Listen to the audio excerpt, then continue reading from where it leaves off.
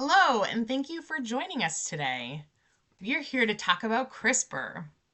My name is Rose Chaffee-Cohen, and I am a curriculum specialist with Mini PCR Bio.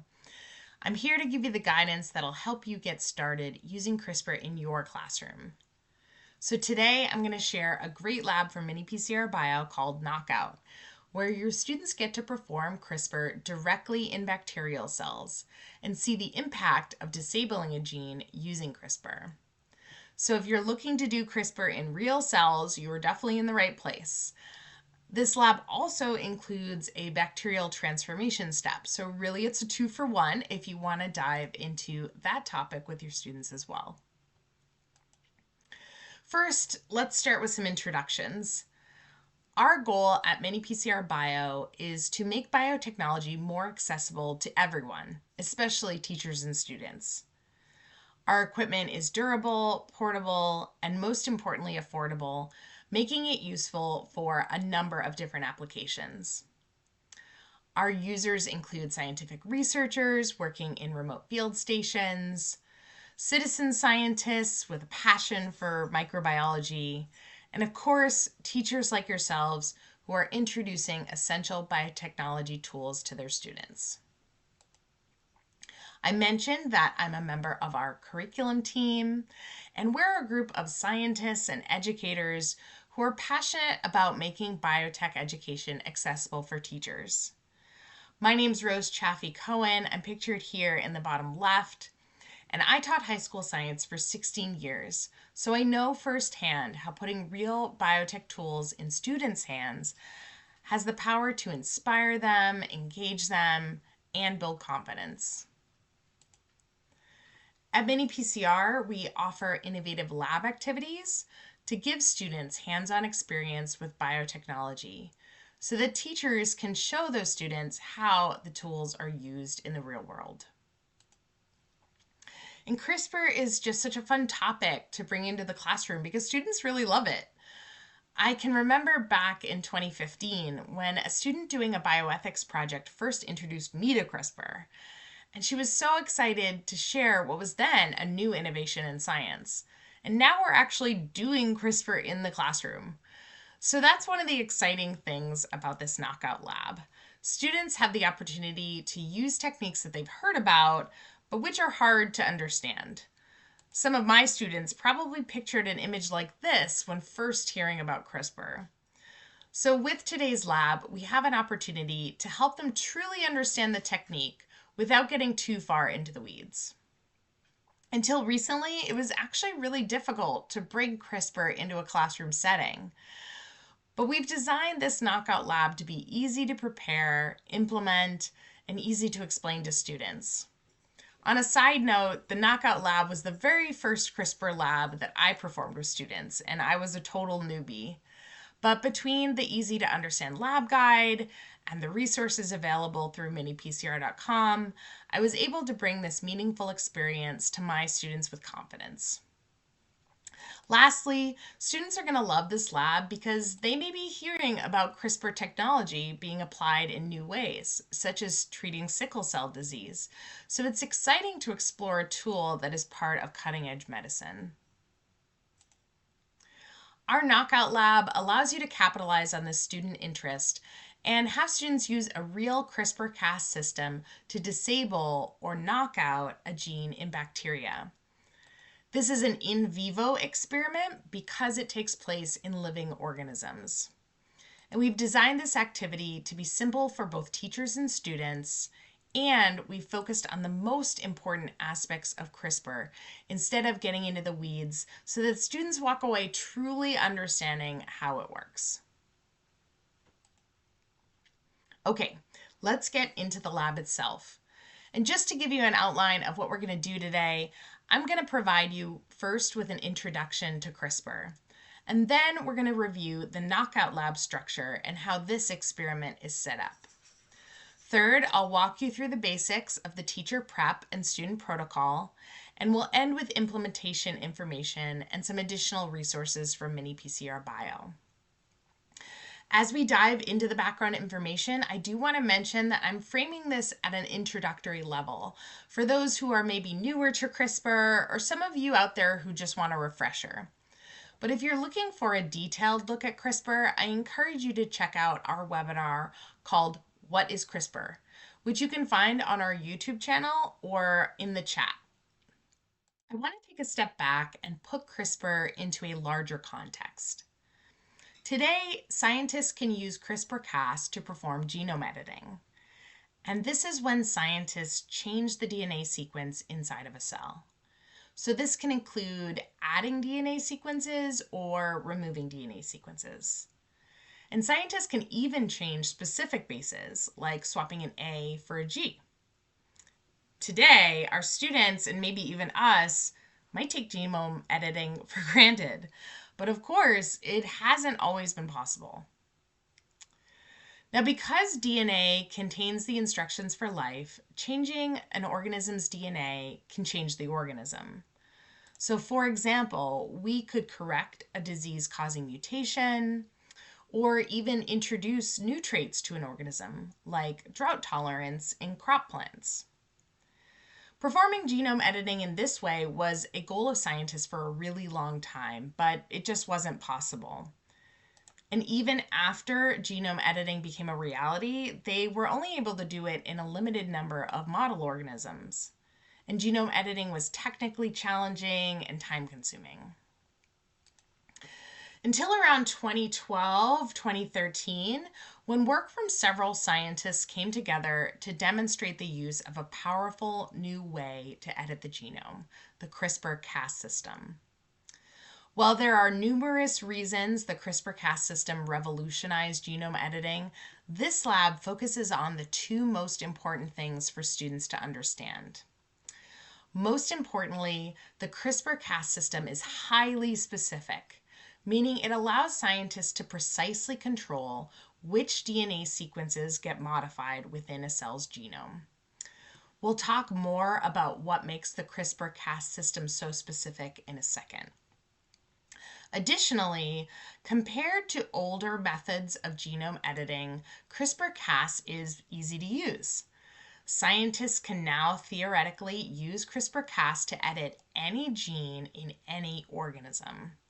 And as you'll see today, you can even use real CRISPR-Cas in a classroom setting.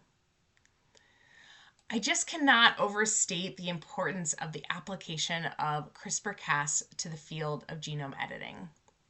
And in recognition of their contributions, two scientists that pioneered the technique were awarded the 2020 Nobel Prize in Chemistry. Okay, now for some background on CRISPR itself. In its most basic form, using the CRISPR-Cas system for genome editing requires two major components. First, you need a Cas protein. And Cas proteins are enzymes that cut DNA like molecular scissors. And while there are several different Cas proteins, scientists typically use one called Cas9 for genome editing. These Cas proteins are nucleases, which are enzymes that cut nucleic acids like DNA. And while there are lots of nucleases, the thing that makes Cas nucleases special is that they can cut any DNA sequence. Secondly, a small RNA molecule that binds to Cas9 determines which DNA sequences Cas9 will cut. It basically programs the enzyme. And this small RNA is called the guide RNA because it acts like a guide and tells Cas9 where to cut the DNA. It's really important to understand that CRISPR-Cas gives scientists a simple way to target a precise DNA sequence for modification. To understand how the guide RNA specifies what DNA sequence Cas9 will cut, we need to add a little more detail to our diagram. So at one end of the guide RNA is a sequence of approximately 20 bases that determines where Cas9 will cut. And for students to recognize this, they only need to understand simple base pairing rules. So here at the beginning of the sequence, the UGC of the guide RNA must match the AGC of the DNA sequence, and so on. So when this 20 base sequence binds with a complementary DNA sequence, and only when this happens, Cas9 will cut the DNA. In this example, the guide RNA does not complement the DNA sequence. So without this match, no cut is made. So this is one of those moments where I might wave my arms and make sure my students are tuned in completely. Because a key aspect of CRISPR is that when guide RNA is not complementary to the DNA, Cas9 is not going to cut that DNA. Whereas once that complementary sequence is identified, Cas is going to make the cut. One of the biggest advantages of the CRISPR-Cas system is that it's highly specific. And that's because for Cas9 to cut, 20 bases of the guide RNA need to match the DNA. And while this might not seem like a lot, the chance that any random 20-base DNA sequence will occur is around 1 in a trillion. So to put that into context, the human genome is only about 3.2 billion base pairs long. So to visualize this process, let's look at it one other way. And here we're going to use a simplified schematic where the DNA is untwisted because it just makes it a little bit easier to see what's happening. So first, the guide RNA is going to bind to our Cas9. And then the Cas9 unzips the DNA, allowing the guide RNA access. And if that guide RNA matches the DNA, Cas9 is going to cut both strands of the DNA. This is called a double-stranded break. And once a double-stranded break happens, the cell has to repair the break to survive. Now, the important thing to know in the context of genome editing is that during the naturally occurring repair process, changes are often made at this cut site. And this means using Cas9 to cut the DNA at a specific location also gives scientists a way to change the DNA at that location. And remember, that's what genome editing is. It's changing the DNA. Now, the most common thing that happens when a cell repairs a double-stranded break is that random mutations are introduced that disable the gene. So typically, you think of a mutation that disables a gene as being a bad thing, but it's actually a really important tool for scientists. And that's because there are still many, many genes whose functions remain unknown. A common method to understand the function of a gene is to disable it and then observe the effect. CRISPR-Cas genome editing made possible for scientists to easily knock out any gene in any organism. And gene knockout is the most prevalent use of CRISPR-Cas system in scientific research, and even in clinical applications. So let's wrap all that info into a little summary. When a double-stranded break happens, the cell's normal repair mechanisms can often introduce changes in the DNA. Scientists take advantage of this by using CRISPR-Cas to cut the DNA where they want that change to occur. And the reason CRISPR-Cas is such a great tool for genome editing is that scientists can easily program Cas9 to cut any DNA sequence in any organism. And just by including a guide RNA that is complementary to the part of the DNA they want to edit. And that targeting is very specific. So it's unlikely that Cas9 will cut DNA at any other location in the genome. And this is important because you don't want to introduce mutations in unwanted locations. Okay, so now we have a better idea of how the CRISPR-Cas system is both specific and adaptable.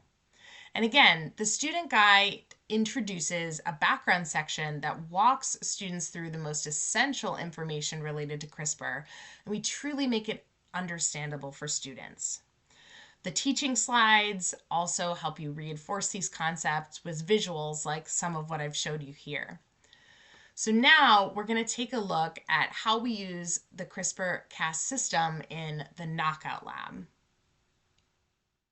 In the knockout lab, your students use CRISPR-Cas to disable a gene in bacteria, which results in a clear phenotypic change from blue bacterial colonies, seen on the right, to white bacterial colonies. In order to achieve this, we disable the LAC-Z gene in bacteria, which encodes a protein called beta-galactosidase. This protein breaks down lactose, but it can also break down a chemical called xgal. And when this happens, it produces a blue pigment. So if you grow bacteria on agar plates that contain xgal, the beta-galactosidase will break down the xgal and those colonies will appear blue. So this tells you that the LAC-Z gene was functional and it serves as our control. Now let's take a closer look at what this looks like inside the bacteria. Recall that bacteria carry genes on their chromosomes, but also on plasmids, which are circular rings of DNA. And the E. coli cells in this experiment already contain a plasmid called PLAC-Z that has that LAC-Z gene. And while CRISPR is from bacteria, E. coli doesn't naturally have Cas9. So for that, we will transform our cells by introducing another plasmid. So in our experimental reaction, we will introduce a plasmid that encodes Cas9, which will produce our Cas9 enzyme.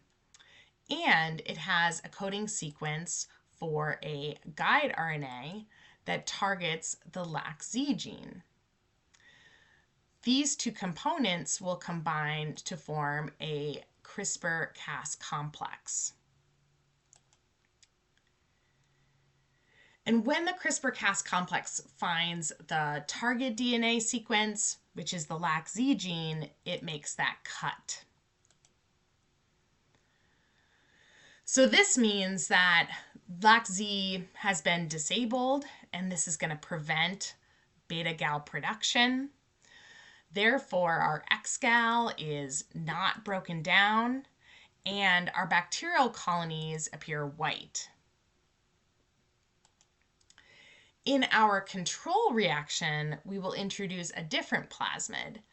And this time, the plasmid encodes the Cas9 protein and a random guide RNA.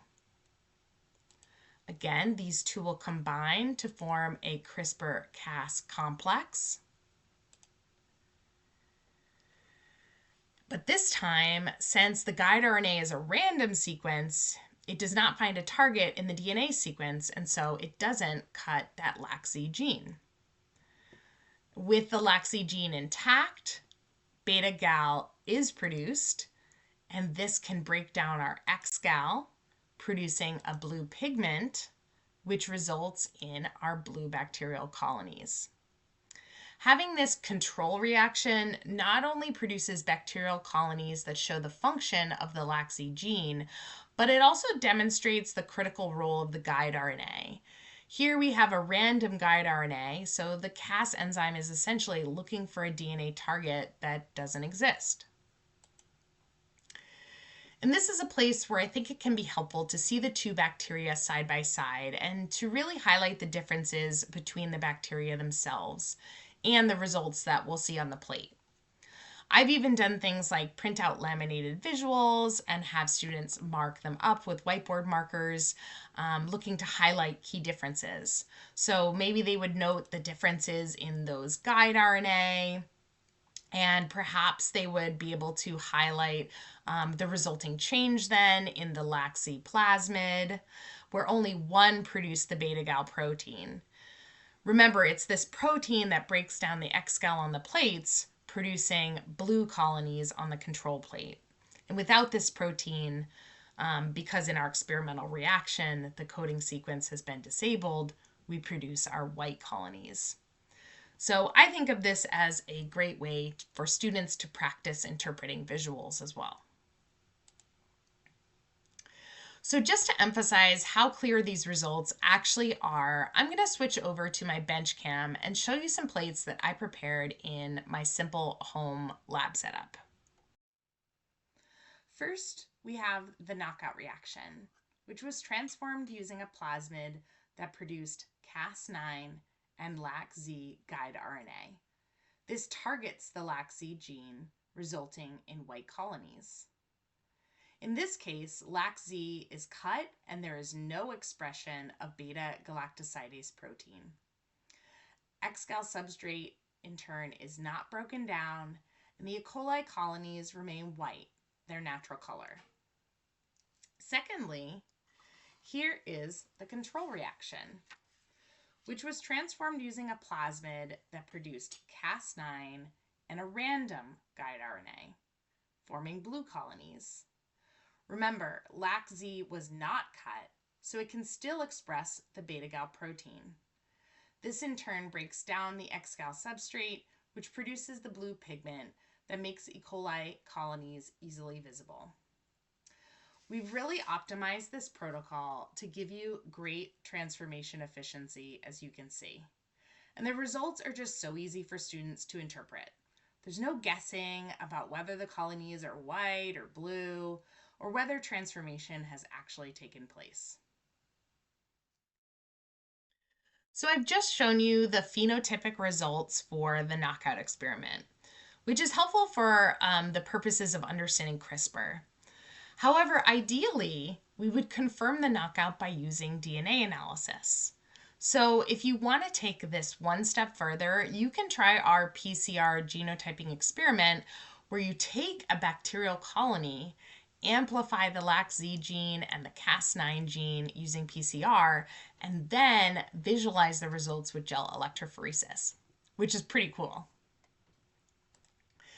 So now we have a handle on the structure of the knockout experiment, so I want to talk about executing the lab in the classroom.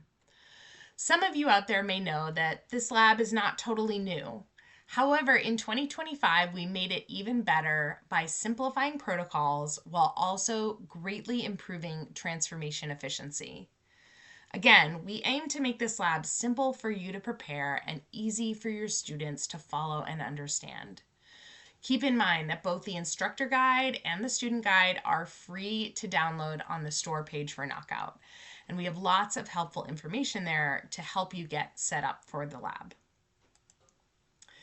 So first, I want to give you a sense for the timing for this lab. Ahead of class, you'll make your LB agar plates and then prep the bacteria in 2 quick steps. And you will need a little bit of time for incubation. In class, your students will transform and plate. This can be broken up into 1 or 2 class periods. You're going to let those plates incubate for 24 hours, and then you're ready to observe results. And as a reminder, we have that PCR genotyping experiment that you could add on to this protocol, and I'll share a little more info about that at the end of the webinar.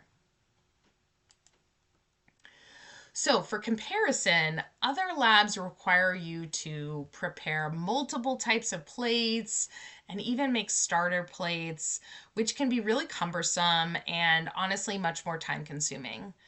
But Knockout only requires 1 type of plate, and there's no need for starter streak plates that can be laborious. We know that your time is valuable, so we're always trying to simplify teacher prep whenever possible. So just to give you a little bit more detail, once you've made your LB agar plates, and you only need 2 per student group, you're going to rehydrate bacteria and incubate. Then add calcium chloride for a second incubation in the fridge. And then students are ready to transform. So again, no starter plates needed. And the timing for these 3 prep steps has flexibility built in just to work with your schedule. In the lab, students have 2 simple reactions to prepare and plate. First, they add the plasmid DNA to their bacterial samples, and they'll incubate those tubes on ice. Second, they add a recovery media and incubate. And this can be done in 30 minutes if you have a shaking incubator, 60 minutes in a typical 37 Celsius incubator, or overnight at room temperature. Now, if you're working with that last option or maybe a shorter class block, this can be a great time to stop and pick up with plating the next day. So the last step is for students to plate and transform those reactions, and then they're going to incubate them upside down at 37 Celsius overnight. So in the next class period, students can observe and interpret results. Again, we make this very doable for students. They prepare 2 simple reactions. They don't have to do a heat shock step, which can be a bit complicated and require additional equipment. And also, you can adapt this protocol to 1 or 2 class periods, depending on whether you have short blocks or longer lab blocks. I just want to re-emphasize how this lab is so accessible for both teachers and students. We're focusing on the most critical aspects of CRISPR so that students walk away actually understanding what they learned. And to that end, we make it easy to interpret results. And I'm about to share some extensions that will allow you to take a deeper dive into CRISPR if you wish. On the technical side, we make the hands-on steps for teachers and students super streamlined, removing steps like starter plates and heat shock. And we did this all while improving transformation efficiency, so you can expect great results when you follow these protocols. So let's wrap with a few helpful pieces of implementation information, including some awesome extension activities you can incorporate. The Knockout Learning Lab is $229. It includes all the supplies you need for 8 lab groups. And if you're doing the lab again next year, you can also get a refill kit for $193. The required equipment is just micropipettes and an incubator. And remember, you can adapt the lab to work with 45 or 90-minute class blocks. That PCR genotyping kit allows you to confirm your phenotypic results at the molecular level, and you can add that on for $86. All of our curriculum is freely available for you by going to the store page for a particular lab. Under curriculum downloads, you can find the instructor guide, the student guide. There's the slides I mentioned for helping you teach these concepts, the extensions I'm about to show you, and even e-worksheets, which are editable versions of the lab questions that you can upload directly to your LMS. The Knockout Lab is well suited for an AP or advanced bio class. I've also used it in a biotech elective.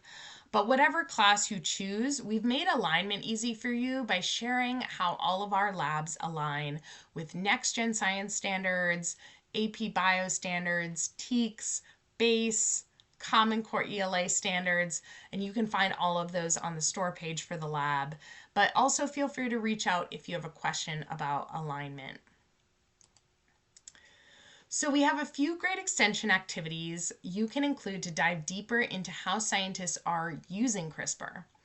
These include paper model activities with helpful background info that you can use on their own or in conjunction with the Knockout Lab.